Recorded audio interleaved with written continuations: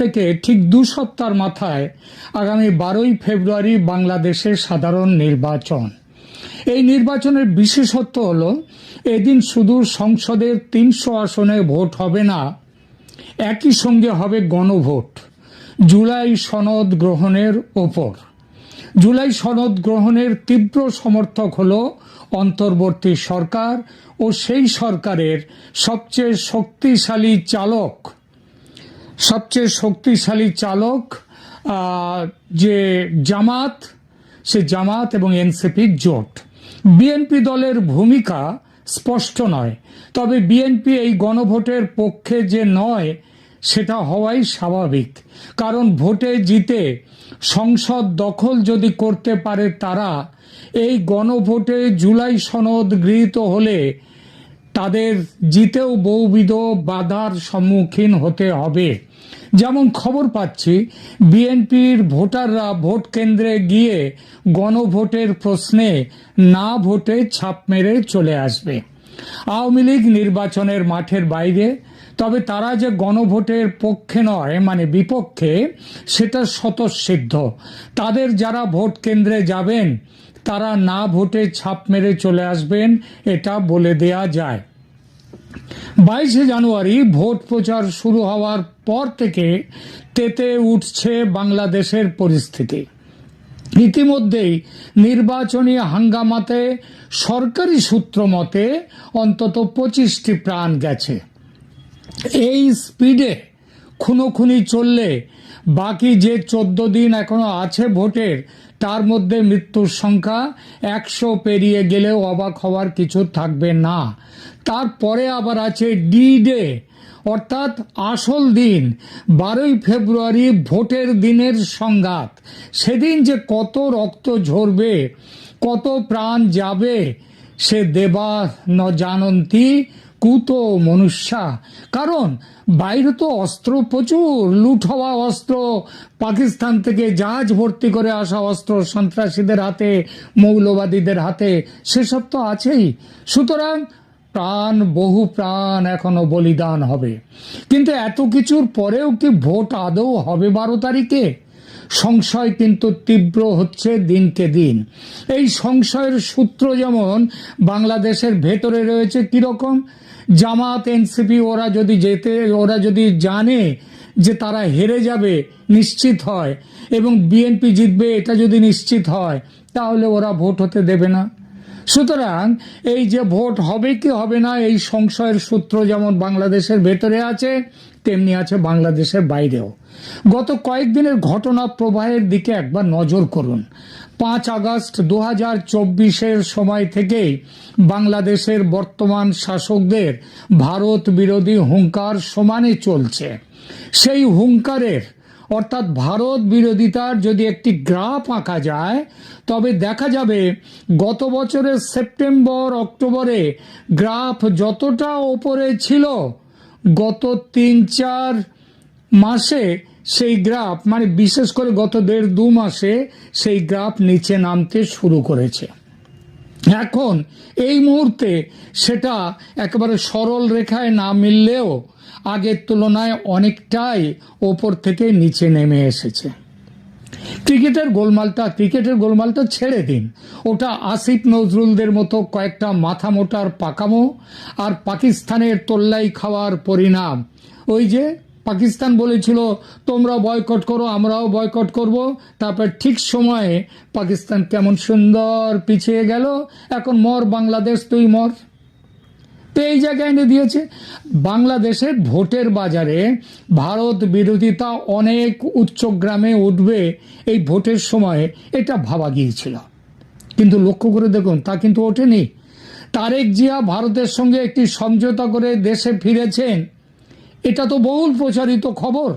এটা নিয়েও আদৌ তেমন হইহল্লা নেই, যেন ভারত বিরোধিতার মানে হঠাৎ কেউ সেই ভারত বিরোধিতায় লাগাম টেনে দিয়েছে। কিন্তু ঠিক এই সময়ই ভারতের পক্ষে থেকে বাংলাদেশে আশ্চর্য রকমের শক্ত অবস্থান নেওয়া হঠাৎই যেন শুরু হয়েছে। আর ভারতের সঙ্গে সঙ্গে আওয়ামী লীগের নেতৃত্বের মধ্যেও আলোড়ন। যারা অনেকটাই চুপচাপ ছিলেন গত প্রায় 16-17 মাস, তাদের সেই আলোড়ন হঠাৎই যেন তুঙ্গে উঠেছে। এর কোনো কিছুই বিনা কারণে নয়, বিনা কারণে হয় না। এসব কিছু কোনোটাই আলগা নয়, গভীর সুতো দিয়ে বাঁধা আছে সব কিছু। আওয়ামী লীগের প্রসঙ্গটা দিয়ে শুরু করি। জানুয়ারির দ্বিতীয় অর্ধে দিল্লিতে আওয়ামী লীগের দুটো মানে বড় প্রেস কনফারেন্স হয়ে গেল। এটা কিন্তু প্রথম। তার আগে আওয়ামী লীগের এই ধরনের কোনো প্রেস কনফারেন্স হয়নি। 23শে জানুয়ারিতে বিদেশি সাংবাদিকদের আয়োজিত কনফারেন্সে আবার শেখ হাসিনা প্রধানমন্ত্রী হিসেবে অডিও বার্তা দিলেন, এবং সেই যারা এর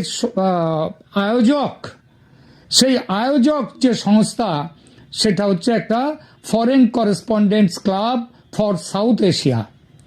এই যে সংগঠন, মানে ভারতের কোনো সংগঠন নয়, তারা তাদের অডিটোরিয়ামে যে নিমন্ত্রণ পত্র ছাড়লো, সেখানে লিখে দিয়ে দিল প্রধানমন্ত্রী শেখ হাসিনা তিনি অডিও বার্তা দেবেন এখানে। ব্যাপারটা বুঝলেন? প্রধানমন্ত্রী সেই 23শে জানুয়ারি সফল হলো, কানায় কানায় ভর্তি হলো, এবং ভারত সরকার না চাইলে, ভারত সরকার বাধা দিলে এটা হতেই পারতো না, কিন্তু ভারত সরকার বাধা দেননি। এবার শেখ হাসিনা প্রধানমন্ত্রী হিসেবে সেই কনফারেন্সে অডিও বার্তা দিলেন। আবার সেই দিনই ঢাকার British high commissioner Sarah Cook তিনি এসে গোপনে দেখা করলেন শেখ হাসিনার সঙ্গে। ভারত সরকার কোনো প্রোগ্রাম বা বৈঠকে সারা কুকের সঙ্গে বৈঠকেও বাধা দেয়নি। অথচ গত 1.5 বছর ভাবুন তো, শেখ হাসিনার গতিবিধি অত্যন্ত নিয়ন্ত্রণে রেখেছিল ভারত সরকার। তার কিছুটা অনেকটাই ছিল নিরাপত্তাজনিত কারণ, সেটা ঠিকই, কিন্তু তাছাড়াও ভারত যেন অপেক্ষা করছিল, ঠিক সময়ের অপেক্ষা। তারপর এখন সেই বর্তমানে সেই কঠোর নিয়ন্ত্রণ হঠাৎই তুলে নিয়েছে যেন ভারত। শেখ হাসিনা তার নিজের খুশি মতো যেটা ভালো মনে করছেন, যেটা ভালো বলবার মতো সেটা তিনি বলছেন। এই প্রসঙ্গে জি নিউজ নেটওয়ার্ক সংবাদ মাধ্যমে যে ইন্টারভিউ তিনি দিয়েছেন গতকাল, সেটাকে একটা বড়সড় বিগ বোম বললে ভুল বলা হবে না। কেন বিগ বোম বলছি? তার এসব কথা শুনলে মনে হবে যেন দেশে দ্রুত ফেরার ব্যাপারে তিনি একেবারে দৃঢ় নিশ্চিত হয়ে গেছেন। আজ থেকে 1 সপ্তাহ আগে আমি ঘোড়ার মুখের খবর উদ্ধৃত করে প্রধানমন্ত্রী হাসিনা ফেব্রুয়ারি মার্চের মধ্যে দেশে ফিরবেন এই শিরোনামে একটি প্রতিবেদন করেছিলাম। সেই খবরটি আর জি নিউজের কালকের সাক্ষাৎকারটি একটু মিলিয়ে দেখুন, বুঝবেন যে আমি মন গড়া কথা বলিনি। আর এটা শেখ হাসিনার মনের ইচ্ছা মাত্র নয়, এর পেছনে বাস্তবতার ব্যাকআপ আছে বলেই এতটা দৃঢ়তার সঙ্গে ফেরার কথা বলতে পারছেন তিনি। বলার অপেক্ষা রাখে না যে এই ব্যাকআপ আসছে আর কোনো দেশ থেকে নয়, ভারত থেকে, সঙ্গে আছে রাশিয়া অবশ্যই। এবং কেবলমাত্র ভারত থেকে এই সংবাদটা শেখ হাসিনার কাছে আসার ফলেই শেখ হাসিনা এতটা তিনি সাহসী হয়ে গেছেন, নিশ্চিত হয়ে গেছেন যে তিনি বাংলাদেশে ফিরবেন, এবং এই ফেব্রুয়ারি মার্চের মধ্যেই। 1971-এ ভারত যেমন পূর্ণ সামরিক শক্তি নিয়ে দাঁড়িয়েছিল পূর্ব বাংলার মুক্তিকামী মানুষের পাশে, এই 2026 সালে গত 18 মাসের সমস্ত দ্বিধা, দ্বন্দ্ব, সংশয় এবং অপেক্ষা কাটিয়ে ভারত আবার বাংলাদেশের মানুষের পাশে দাঁড়াতে চলেছে। সেই সিদ্ধান্ত নিয়ে ফেলেছে পুরোপুরি ভারত। আর গত 1 সপ্তাহ ধরে যা করছে ভারত, তা এই সিদ্ধান্তের সঙ্গেই তাল মিলিয়ে। আগেই বলেছি, বাংলাদেশ তার ভারত বিরোধিতা নামিয়ে এনেছে অনেক, কিন্তু ভারত তার তোয়াক্কা না করে বাংলাদেশের হাই কমিশন, ডেপুটি হাই কমিশনের কর্মচারীদের পরিবার সরিয়ে এনেছে, কর্মী সংখ্যা কমিয়ে দিচ্ছে, আরো কমাবে। এর সঙ্গে আর একটি বড় ঘটনাও ঘটিয়েছে ভারত। সেটা হলো বাংলাদেশে রামপাল বিদ্যুৎ কেন্দ্র থেকে অত্যন্ত গোপনে 9 জন উচ্চস্তরের প্রকৌশলীকে তুলে নিয়ে এসেছে ভারত, সরিয়ে নিয়ে এসেছে। এর ফলে বিদ্যুৎ কেন্দ্রটি প্রায় বন্ধ হওয়ার মুখে, এ আর থাকবে না। রামপাল বিদ্যুৎ কেন্দ্র থেকে ভারতীয় প্রকৌশলীদের এই যে সংগোপনে চলে যাওয়া, এটা বাংলাদেশের জ্বালানি খাতের জন্য একটি বড় ধরনের সংকেত বা সিগন্যাল। বিদ্যুৎ এবং জ্বালানি হলো যে কোনো দেশের লাইফ লাইন। এটি স্তব্ধ হওয়া মানে জনজীবন স্তব্ধ হয়ে পড়া। রামপাল তাপবিদ্যুৎ কেন্দ্রটি ভারত ও বাংলাদেশের যৌথ উদ্যোগে এনটিপিসি এবং বিপিডিবি বাংলাদেশ পাওয়ার ডেভেলপমেন্ট বোর্ডের পরিচালিত। উচ্চস্তরের প্রকৌশলীদের চলে যাওয়ার অর্থ হল প্ল্যান্টটির অপারেশনাল নিয়ন্ত্রণ ঝুঁকির মুখে পড়ে গেছে। এটা নিশ্চিতভাবেই ভারতের কৌশলগত চাপ। ভারত ম্যান পাওয়ার ডিপ্লোমেসি ব্যবহার করছে। প্রকৌশলী প্রত্যাহার করার মাধ্যমে তারা অন্তর্বর্তী সরকারকে বার্তা দিচ্ছে যে ভারতের কারিগরি ও আর্থিক সহযোগিতা ছাড়া বাংলাদেশ অচল। শুধু যে রামপাল তা নয়, ভারত থেকে সরাসরি যে 1160 মেগাওয়াট বিদ্যুৎ আমদানি করা হয় তা নিয়েও অনিশ্চয়তা তৈরি হয়েছে, কারণ প্রচুর টাকা বাকি পড়ে গেছে এবং এই টাকা না দিলে ডলার তো নেই বাংলাদেশের হাতে, সুতরাং বন্ধ হয়ে যাবে। আদানির বিদ্যুৎও বন্ধ হওয়ার মুখে। এর সঙ্গে ফ্রেন্ডশিপ পাইপলাইন দিয়ে যে জ্বালানি তেল যায় বাংলাদেশে, সেটাও আগামী 2-1 দিনের মধ্যে বন্ধ হয়ে যাবে। এর একটাই উদ্দেশ্য, ভারত বাংলাদেশের জনজীবন স্তব্ধ করতে চায়। কেন?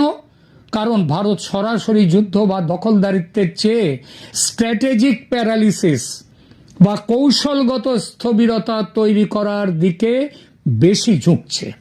যদি বিদ্যুৎ বিভ্রাট, নিত্যপণ্যের অভাব এবং অর্থনৈতিক অস্থিরতা চরম পর্যায়ে পৌঁছয়, তবে সাধারণ মানুষের মধ্যে বর্তমান সরকারের প্রতি ঘৃণা ও অসন্তোষ আরও বাড়বে। ভারত সম্ভবত সেই পরিস্থিতির অপেক্ষা করছে যেখানে জনগণ নিজেই পরিবর্তন চেয়ে রাস্তায় নামবে। অবরোধের ছায়া, দূতাবাসের কর্মী সংকোচন এবং প্রকৌশলী প্রত্যাহার মূলত একটি সফট ব্লকেড বা অলিখিত অবরোধের প্রাথমিক ধাপ। কিন্তু গত 16-17 মাসে তো ভারত এতটা অ্যাগ্রেসিভ ছিল না। তাহলে এখন কেন? কারণ এই 12ই ফেব্রুয়ারির নির্বাচন।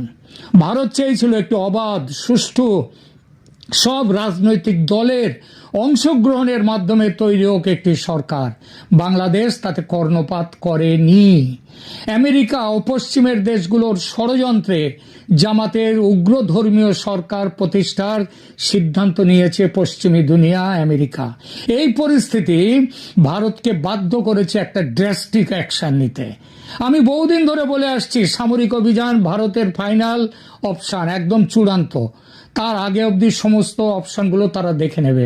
তার আগে জনজীবন পুরোপুরি স্তব্ধ করে দেওয়ার এই প্রক্রিয়া, আর সেটা ভারত করবে 12ই ফেব্রুয়ারির ভোটের আগেই। 12ই ফেব্রুয়ারি নির্বাচনের জন্য যে পরিবেশ প্রয়োজন, বর্তমান পরিস্থিতিতে তা ক্রমেই ঘোলাটে হচ্ছে। জ্বালানি সংকট এবং কূটনৈতিক টানাপোড়েনের মধ্যে একটি জাতীয় নির্বাচন আয়োজন করা অত্যন্ত কঠিন। যদি বিদ্যুৎ না থাকে এবং জনজীবন স্তব্ধ থাকে, তবে ভোটারদের উপস্থিতি এবং ভোট কেন্দ্রের নিরাপত্তা নিশ্চিত করা দুষ্কর। নির্বাচন তাই স্থগিত হওয়ার সম্ভাবনা আছে। রাজনৈতিক মহলে জল্পনা চলছে যে যদি নিরাপত্তা পরিস্থিতি এবং অর্থনৈতিক সংকট নিয়ন্ত্রণ না করা যায়, তবে অন্তর্বর্তী সরকার নির্বাচন পিছিয়ে দিতে বাধ্য হবে। ভারত এই অনিশ্চয়তাকেই ত্বরান্বিত করতে চাইছে, যাতে তাদের পছন্দের সমীকরণগুলো মেলানোর সময় পাওয়া যায়, যাতে কোনো নিরপেক্ষ তদারকি সরকার এসে আওয়ামী লীগের ওপর